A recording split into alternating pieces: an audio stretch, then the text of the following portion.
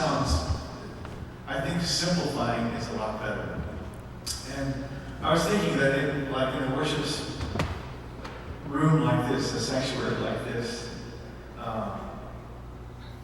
the more, since it's such a reverberant room, the more you add, the more in trouble you're going to get, because you've got all kinds of information going at you. If you've got a guy playing like this, and then a piano player playing, eighth notes as well, and then you've got a drummer hitting a bunch of eighth notes. You get into a lot of trouble making it all work together. So I've had my musicians, because our room is pretty reverberant as well, not anything like this though, just really calm down and play simply. I think a lot of times that is what we're catering to as worship leaders, and what I found in this church is that the attention span of the culture wanes or becomes thin because of for all kinds of reasons. That the attention span for what we can use as worship is becoming thin as well, lyrically and musically. I guess you would find that because congregations can't sing as high as they did before. At least ours can. I can't use hymns with an E above middle C very often because nobody can hit those notes. And part of that is just because people don't use hymnals anymore and don't use parts. To sing harmonies and whatnot. So anyway, I wanted to just make some opening comments and then just ask if you guys have any questions about or comments about what's going on with worship in your own church. Any questions that I can answer about that?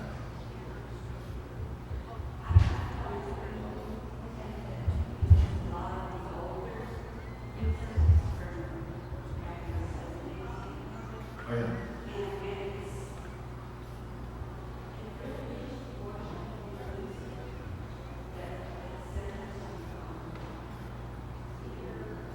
Which ones, for example? What she says that she uses older worship music from the 70s, and that was the Jesus days. So the songs really, I use a couple of those myself. Which songs are you referring to? Well, there's one that we always sing, which is a definite 70s song. Is, come let us worship and bow down. Let us kneel before the Lord our God, our Maker. Do you see that one? It's beautiful. It's a beautiful song. It still works. It has timeless melody quality to it.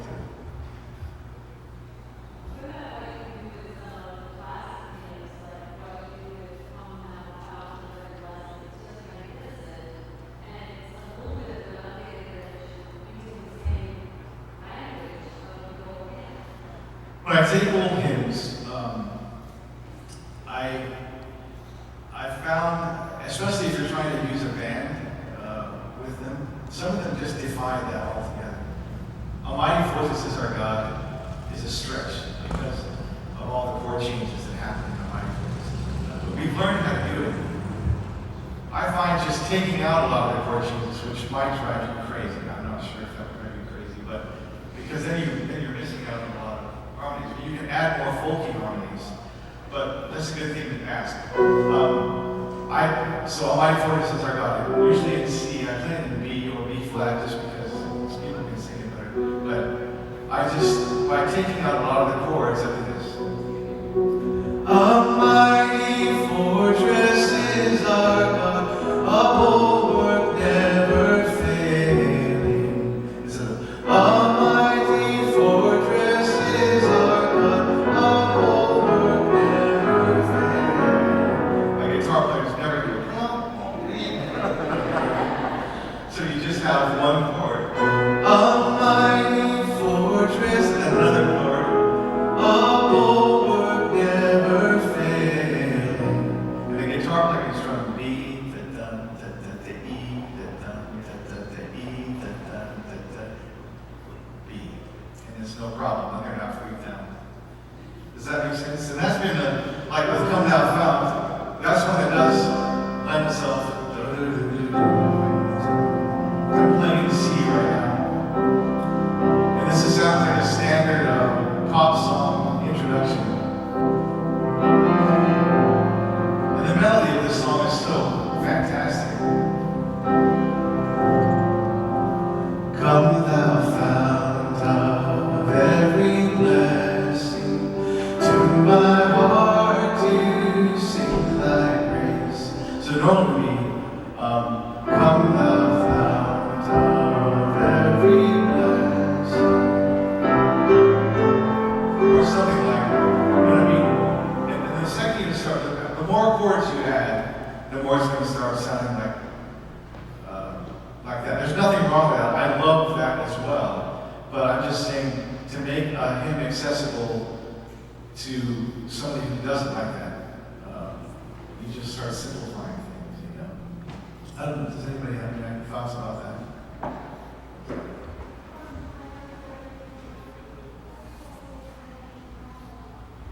Debbie from All Saints Anglican.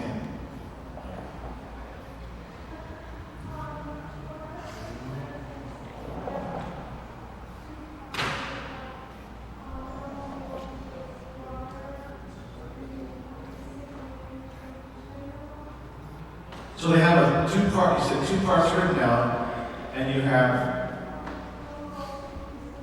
Don Lois.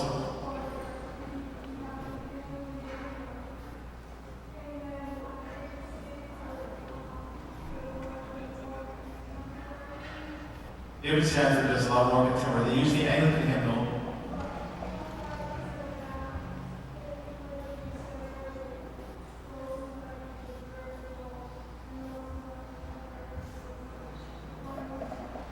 Right. Yeah, not an easy thing to do, I don't think. And not something that everybody wants to do. That was my mandate, so. You know, I was expecting, for the first half of the year, expecting to show people to show up at my front door with pitchforks and a rope and lynch me for what I was trying to do, but they're not going to do that anymore. Let's see, you first and I'll go.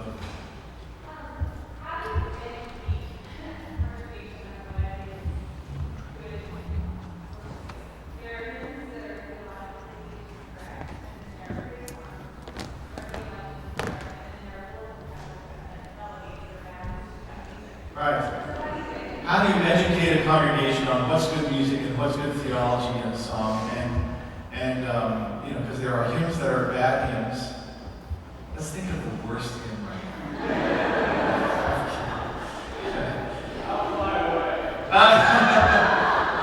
Some bad morning when this life is over, I'm not saying anything about that hymn, I think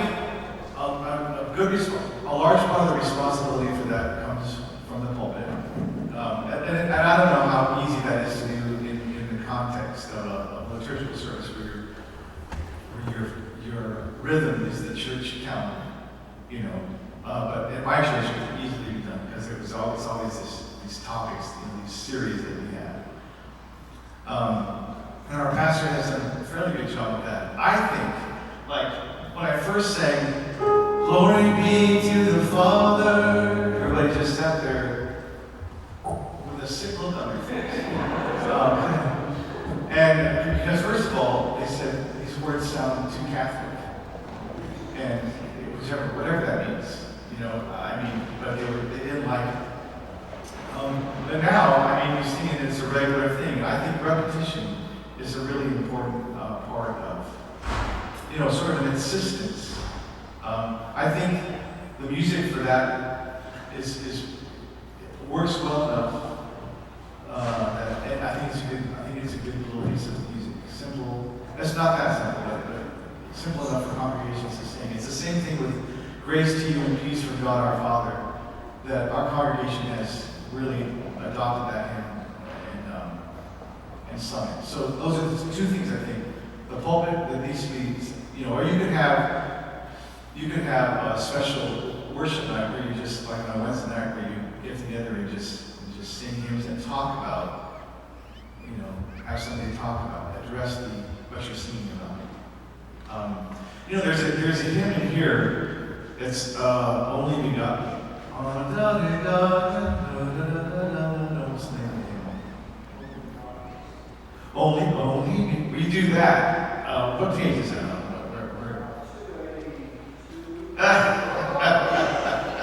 Look at that. 282? No. It's Only Begotten, Word of God eternal. Okay. Yeah, this is a hymn that in the church I'm in now they never heard, and now they've seen it like it's written by Stephen Curtis Chapman or something. What is it? 360. So let me just talk about this. Is great. This is a great theologically, it's a great hymn. I never had heard of this hymn before I was in the Anglican church. Yeah, so I have a big bass drum that the guy just hits it all the way through on boom, 2, 3, 4, boom, dun, dun, dun, dun. It's one of those big kettle. No, it's not a kettle drum. It's like a orchestra bass drum. I think it's I forgot how big it is. It's huge, but.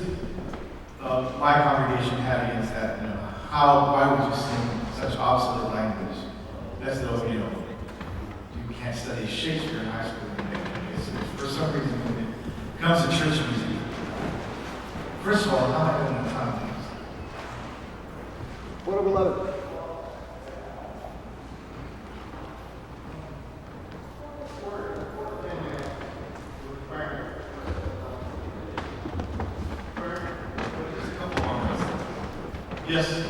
Okay. See? Any more questions? Yes. Small congregations that are just kind of new and don't have the money to pay professional musicians. Right. And just wondering if you have any advice on how to good music with volunteers. And I think it's distracting when music is bad, so. But it's a challenge for small congregations to do it well, that it's worshipful and not drawing attention to the musicians. Right.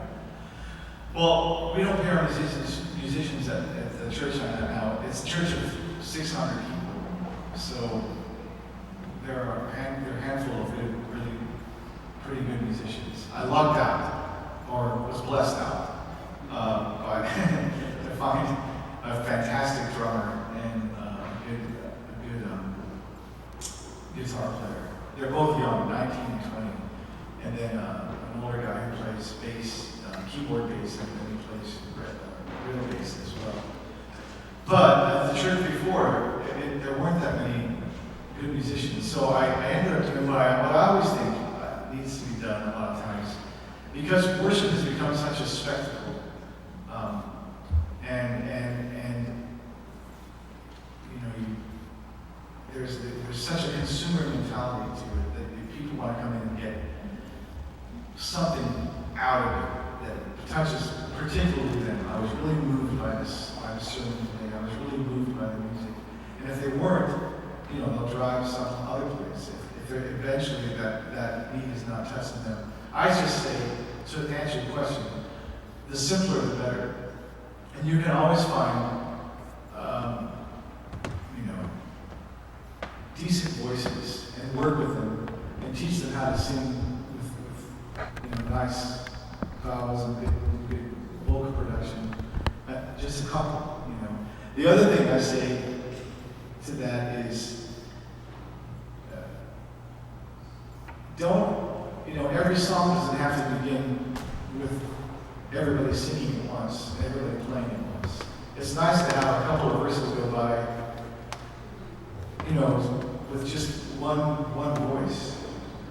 Be thou my vision, O Lord of my heart. People will pay a lot more attention to those lyrics if it's just one person singing. Not be all else to me, save that thou art, thou my best love, by day or by night, waking or sleeping, thy presence my life. And then one harmony. Be thou my wisdom, and thou my true word.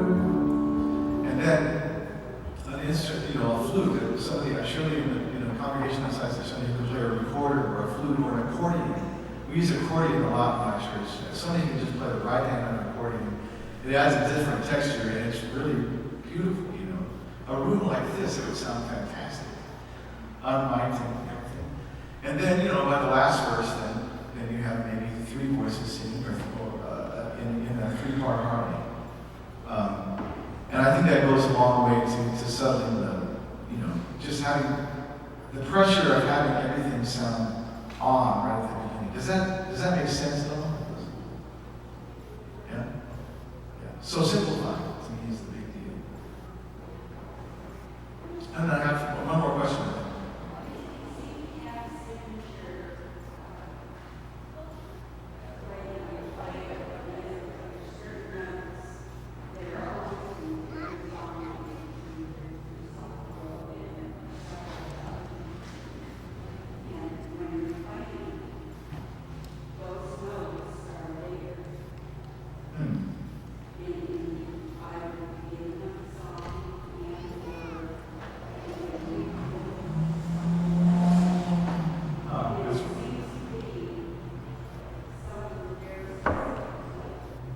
Probably. I mean, oh, good.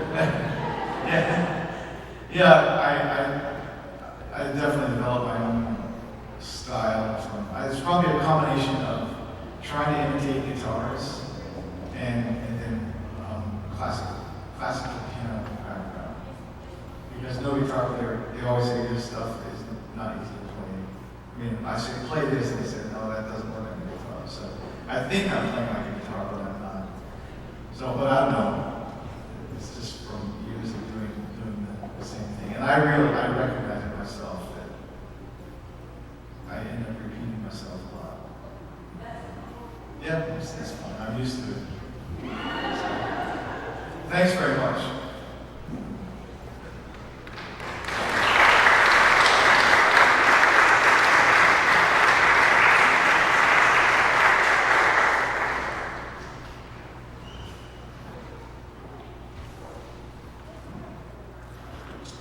Am I on?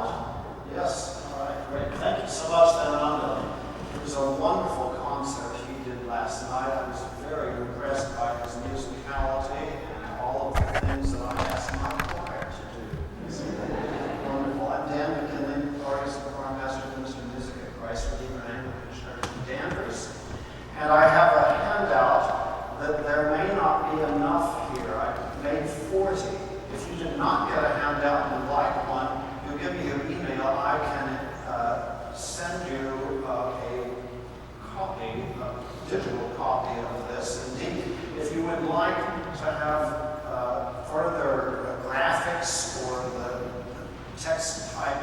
to have here, I would be glad to do so.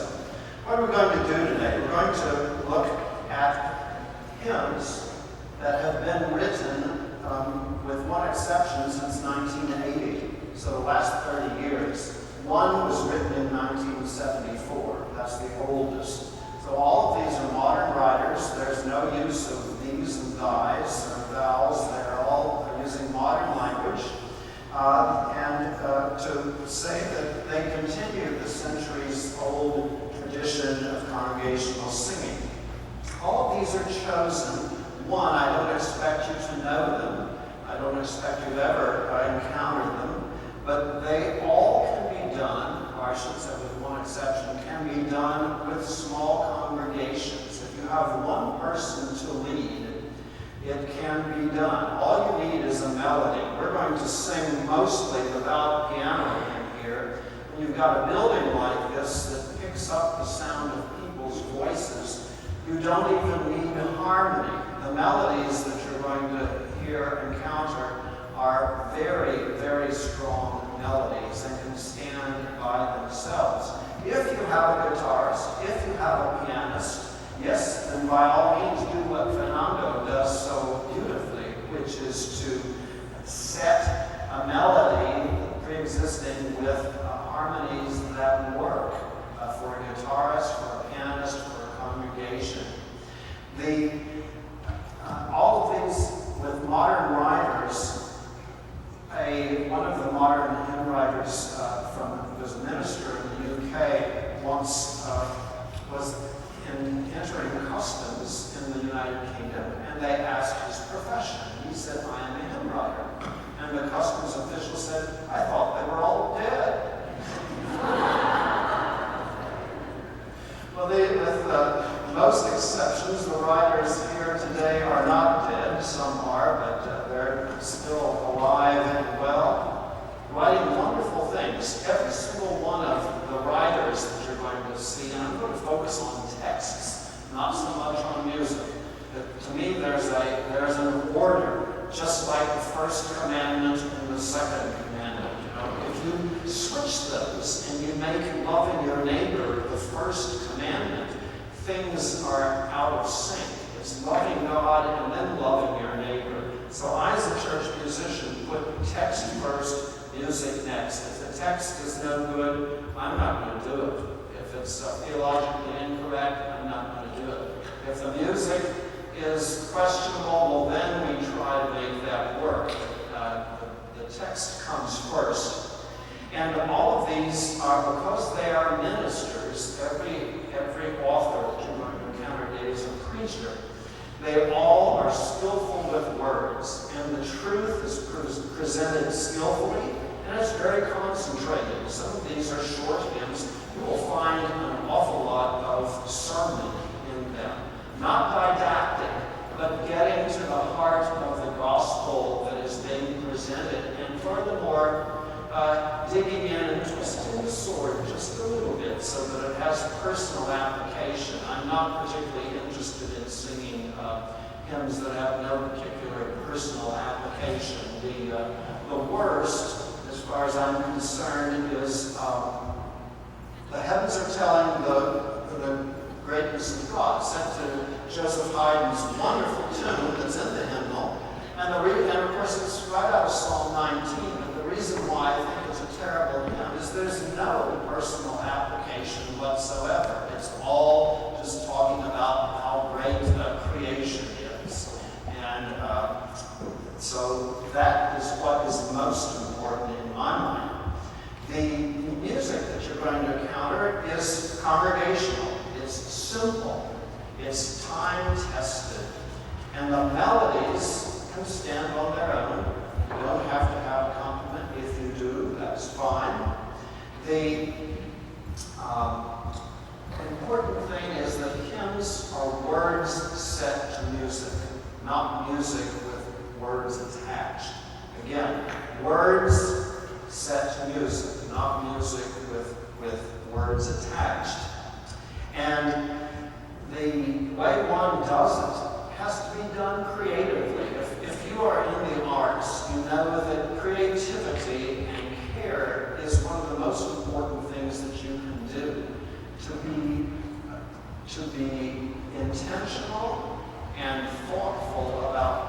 it is you're doing. Not just to throw out something and say, oh, here's something we've done 10,000 times before, and we're going to give it 10,000 times again without any thought to how it's going to be done. Just as Fernando said, have a solo line, have the lower voices, the men sing, have the higher voices, the women sing, right side, left side, and all of these things to add variety for the purpose of worship. Some hymns are loud, some hymns are soft, some are fast, some are slow, some are dance-like, some aren't. And they all have to be done with thought and creativity and passion for the gospel. If you look at the resource list, I'm not going to spend any time on this other than just to say I made a mistake in the publishers of hymns in this packet. The second category down, I left out Wayne Leopold in North Carolina, but that information is on the credits here. If you look at the list of hymns printed, the authors, there's in alphabetical order, and I went through this. The hymns are presented in alphabetical order. You'll find a little bit of a biography about each person, one phrase, who they are, and I have met all but 3 of them, I think, and know several of them, and we count 3 of them as personal friends. And they're all wonderful, committed to singing. The first hymn that you encounter, the Feast of Christ Arisen, let me quickly say, I'm not going to cover all these hymns in the next 30 minutes. Indeed, I gave you more hymns than we could have gone through if we started right at 10 o'clock and for the next hour and a half done nothing more than read through these and sing them. That's not the purpose. The purpose is for you to take them home and meditate on them. You most likely do not know any of the hymns because they have not been in wide distribution. What is in wide distribution right now are the top 10 or 25 on the CCLI list. All of these hymns are printed under onelicense.net, which is one of the 3 copyright licensing entities that exist in the United States, and you'll find their information on the front page. But all of these are done with onelicense.net, with the exception of any copyright that is said copyright GIA publications. With that exception, all of the other information is CCLI available as well. Let's look at the first hymn. Hear the feast of Christ arisen, Lord, our hearts adore. Dying once to rise in glory, now to die no more. We use this every other year as the fraction anthem during Eastertide. And it does prepare one for communion, and it's quite a wonderful tune with words by Mel Bringle. I'm going to sing all, and I apologize right quickly. My choir will quickly tell you that I am not a church musician because of the beauty of my voice. However, I can carry a tune more or less, and so I'm going to present it. I wish that Fernando were singing it instead of me. What a wonderful voice he has. But I'm going to sing it through once, and then you can join on the second verse, which is actually the low voices. Hear the feast of Christ arisen, Lord, our hearts adore. Dying once to rise in glory, now to die no more. Come, join the feast, Christ is lifted high, food of life eternal, hallelujah. Hear the bread and body broken, victory's new begun, scattered brains and sundered peoples reunited.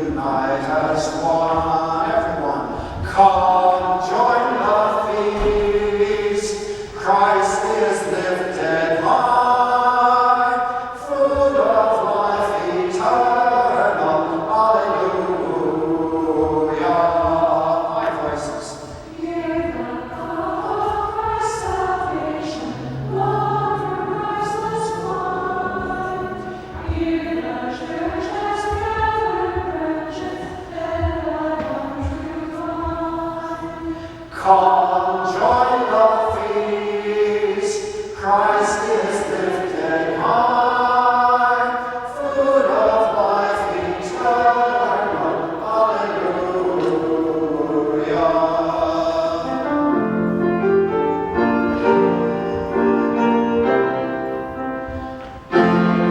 Feast of Christ, praise and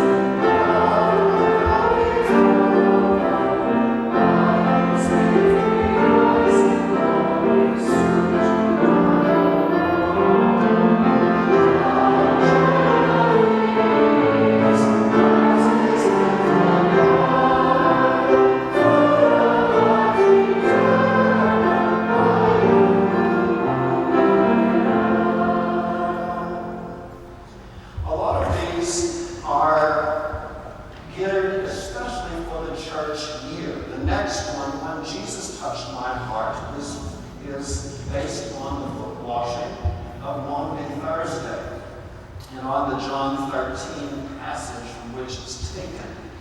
And the author, Dan Damon, who is a Methodist minister and a jazz musician, has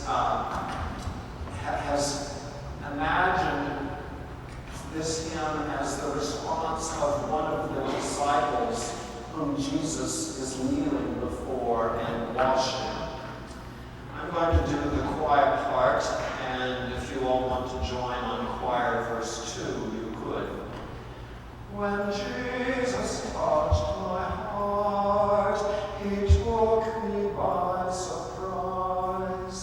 He came in love and from the start accepted no disguise. He found me sick with stress and bid me be at ease. He whispered that he came to bless and got down on his knees.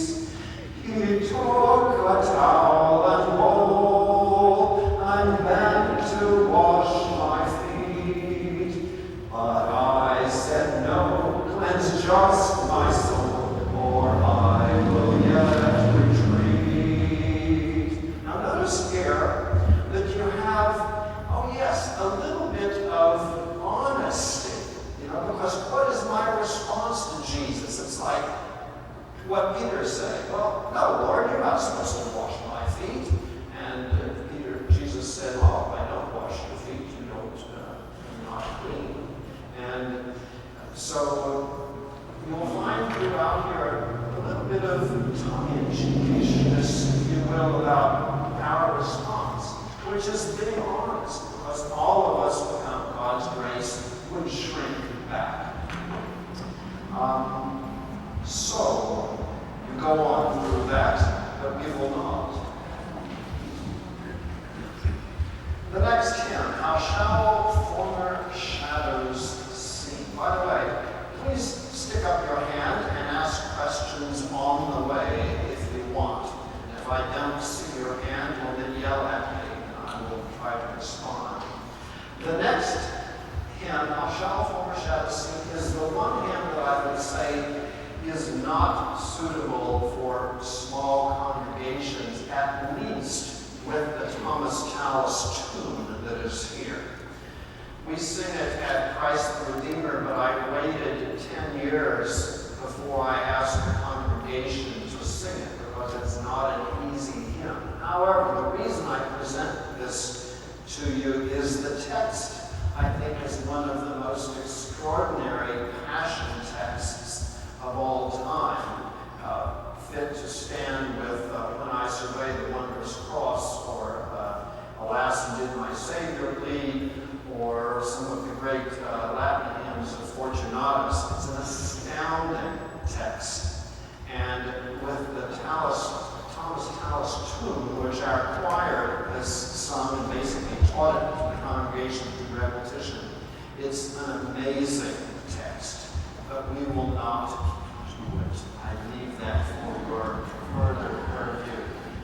I will point out this.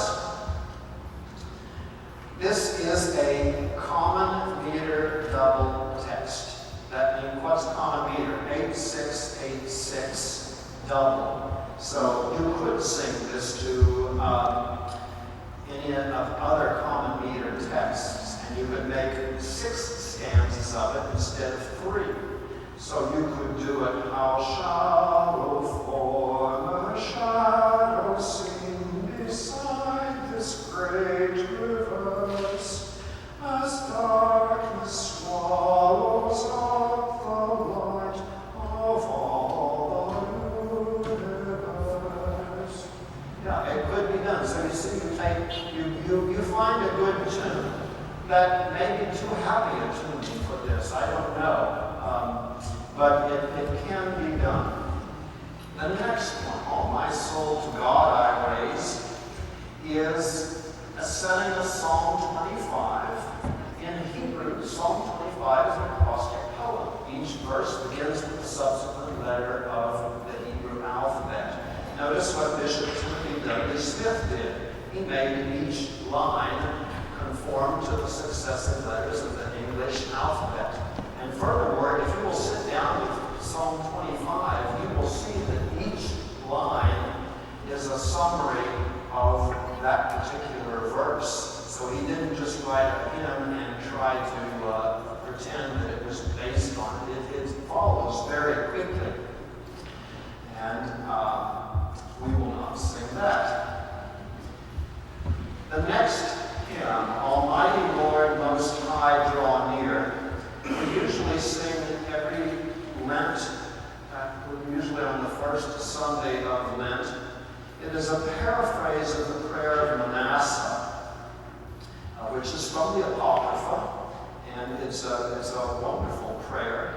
And this is a fabulous setting. Timothy W. Smith is an evangelical bishop in England, retired, and he's one of the most widely published hymn poets in the world. This, I think, is the absolute best hymn, or best text that's ever been intended for the Navy hymn, the Melita. And I'd like you to sing it because it is so powerful with this combination of music and text. If text is most important, that's not to say that music is not important. And fitting something that fits the character of the text is really, really important. And this is quite magnificent.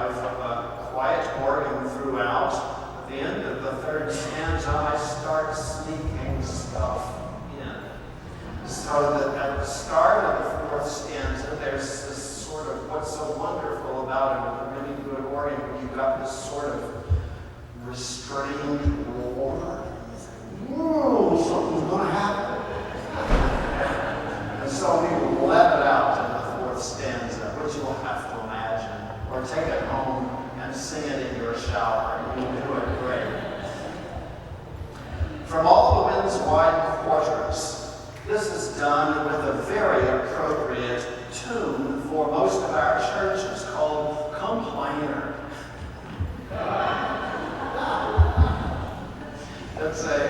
It's an early American hymn tune. There's so many early American hymn tunes from the 1800s with the Sacred Harp tradition that is still alive and going well. And this is a really fun one. It's Timothy's setting of Isaiah 55. From all the wind's wide quarters come sea of east is spread, all soul-sustaining waters of true and living bread, of sorrows long departed, when joys beyond compare, come poor and humble-hearted, the feast of life to share. With mercy all prevailing, God bids the wanderer come. In grace and peace unfailing, He calls His children home. With loving kindness tender, He frees us from our sins. In glory and in splendor, the feast of life begins. Claim a promise spoken, God's purpose and secure. His fruitful word unbroken shall evermore endure.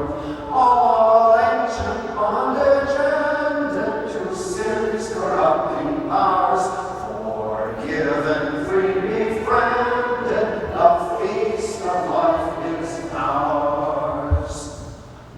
And that could be done with all kinds of creativity.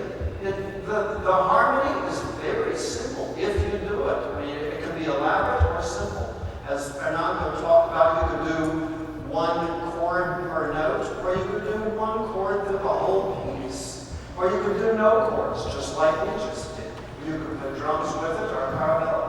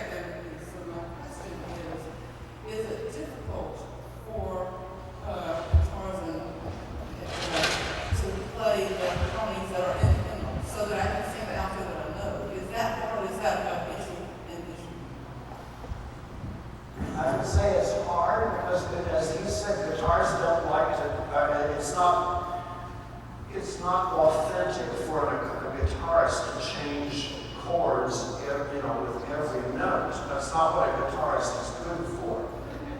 Yeah, we wouldn't have to. Well, I would say it's possible, but that means that somebody has to be very intentional about it, and whether or not some harmonies will fit. One of the tricks I do is I like to play pedal notes in the organ, pedal tones, over which the harmonies shift. There's a sense of stability by that pedal tone. Fernando, do you have any observations? Well,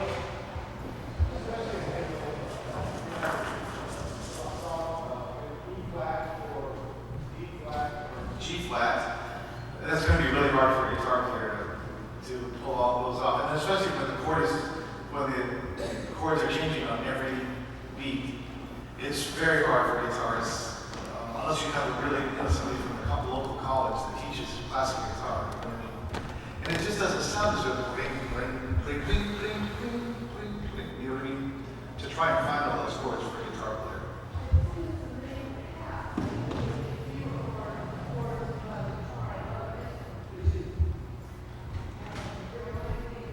Chords.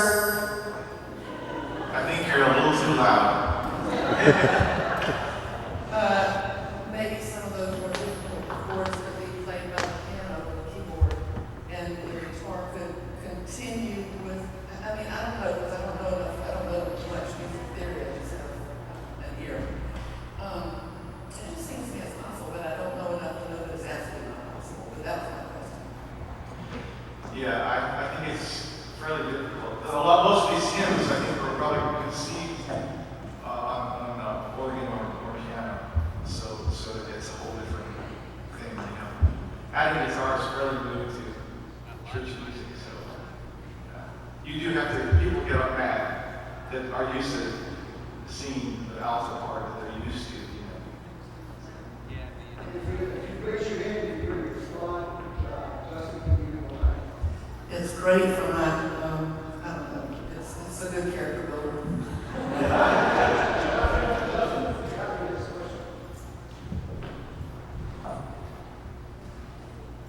Thanks. I know at Christ Redeemer we have a relatively musically literate congregation, but I was just wondering, maybe from Fernando's perspective, or Dan too, what do you think is the value of printing the notes in the program of the melody?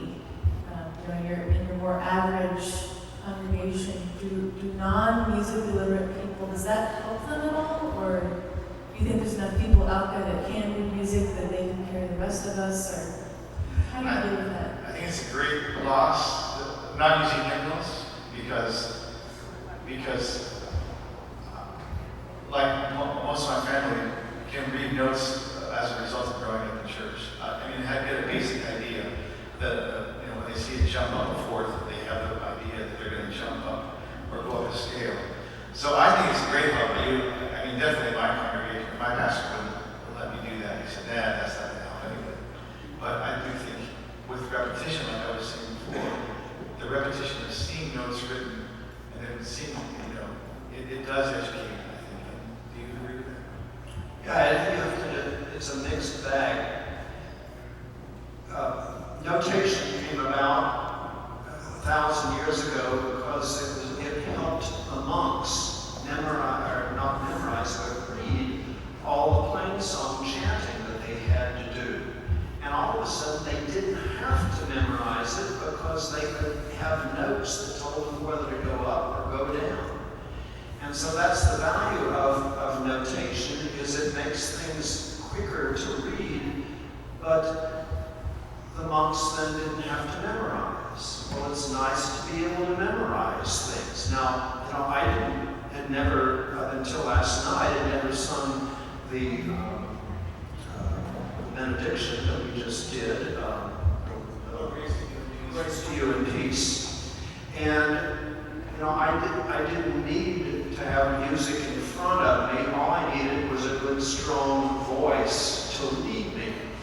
And chances are that if we sang that are we singing the Eucharist this afternoon? Okay. But nonetheless, if we did, we are singing the Gloria, right? Yeah. Nonetheless, by repetition, you'll get it in your head.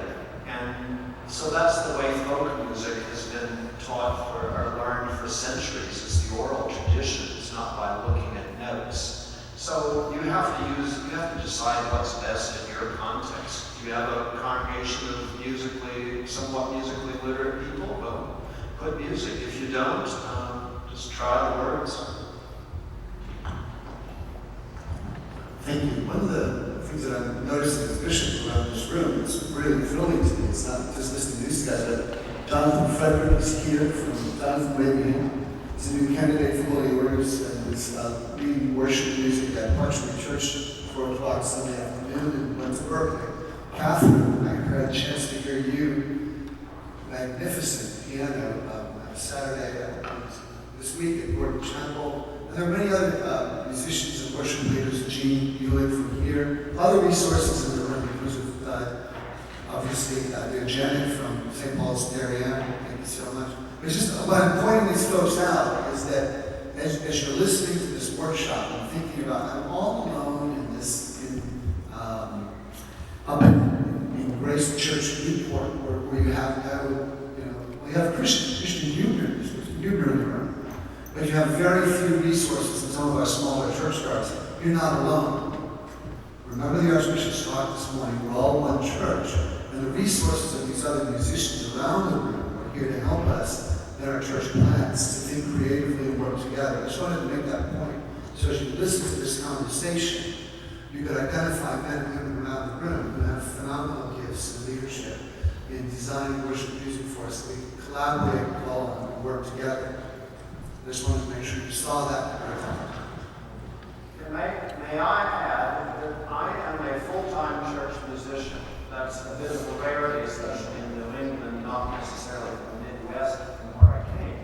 But I'm a full-time church musician, and I would be thrilled to be able to serve as the music and text resource or liturgy planning resource for any of you. I have planning files from the last 15 years of going through the lectionary. Now those are our choices. They are the choices that we made for Christ the Redeemer Anglican Church. But if you wanted me to email all my files that I have, it might help you at least say, no, I wouldn't do this and I wouldn't do that. But that's something that I hadn't thought of before. And I would be glad to do that.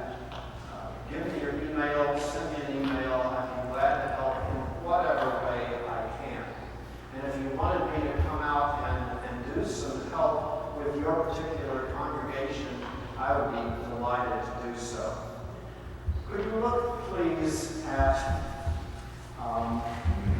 near the end, what I have answered when you calls. This is the penultimate page. Herman Stokely was the president of Gettysburg Seminary. He was a wonderful preacher, wonderful pastor. We were going to have him at Christ Church in Hamilton to do a festival of his hymns. And he said, Dan, I can't. I've been diagnosed with Lou Gehrig's disease. And so he sadly died in 2007. But he is an extraordinary writer. And this text, would I have answered when you called, come, follow me? Would I at once have left behind both work and family? Or would the old familiar round have held me by its flame, the spark within my heart from bursting into flame? Would I have followed where you led through ancient Galilee, on roads unknown, byways untried, beyond security?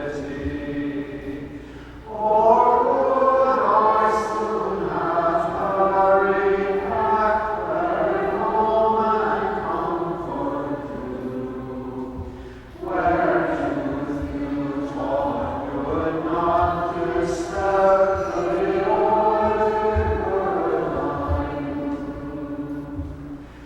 Would I have matched my step with yours when path from cruised by? When on a rocky hill I saw a cross against the sky? Or would I too have slipped away and left you there alone, a dying king with crown of thorns upon a terrible throne? We just had 3 stanzas of questioning, of honesty before God, and now we get to the denouement. Oh Christ, I cannot search my heart through all its tangled ways, nor can I with a steadfast mind my steadfastness appraise. I only pray that when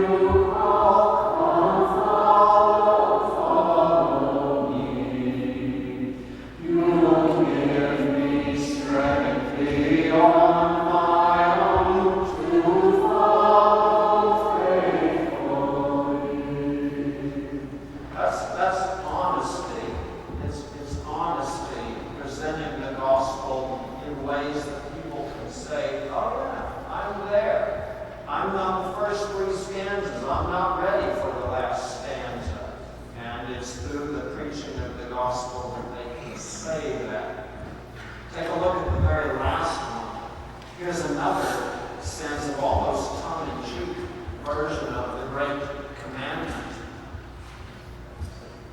If all you, Lord, if all you want, Lord, is my heart is yours alone. Providing I may set apart my mind to be my own. If all you want, Lord, is my mind belongs to you. But let my heart remain behind to do what it would do. If heart and mind would both suffice, while I have strength and soul, at least I would not sacrifice completely my control. Another but since, oh Lord, you want them all to shape with your own hand, I pray for grace to heed your call, to live your first command. Turn back a page, because not all hymnody is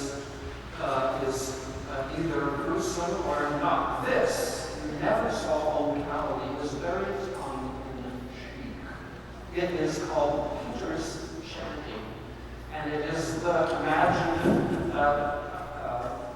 text of St. Peter and others in the boat. All you have to do is sing the very last phrase. It's very much like Gilbert and Sullivan. You never saw old Galilee so friendly and so fair. My mates and I so merrily and never had a care, and never had a care. Out where the sun runs deep and cold and many clouds deep, I call my mates, look in the hole, the master's gone asleep, the master's gone asleep. And then the clouds grew grim, black, they're blue and awful gale. Heave to, my mates, the mast will crack if we don't lower the sail, if we don't lower the sail. The rain poured down, the waves that high, the winds they whipped us round, and tossed us toward the terrible sky, and roared their terrible sound, and roared their terrible sound. We roused the master from his sleep and called his name driven. Come save us from the awful deep, or we're as good as dead, or we're as good as dead. Then up we stood against the gale and told the storm to cease. Tempestuous winds broke off their railways, calmed and lay at peace. Lays calmed and lay at peace. So friends, although the sea be wide and though your boat be small, there's naught to fear from tide, but tide the master's Lord of all. The master's Lord of all. Everybody, then sing, my friends, sing merrily. Oh, sing both bold and brave. The one who made the surging sea still rules the wind and wave. Still rules the wind and wave. Rule Britannia. Now, the reason why I particularly, not only is it a lot of fun, but I wanted to point out the first 5 stanzas I did very much tongue in cheek, because this is the disciples, you know, it's like, it's almost like cartoonish. But then, verse 6, Jesus wakes up. And I hope you noticed the way I did differently from verse 6 on when he enters the scene. Thank you very much. May he enter always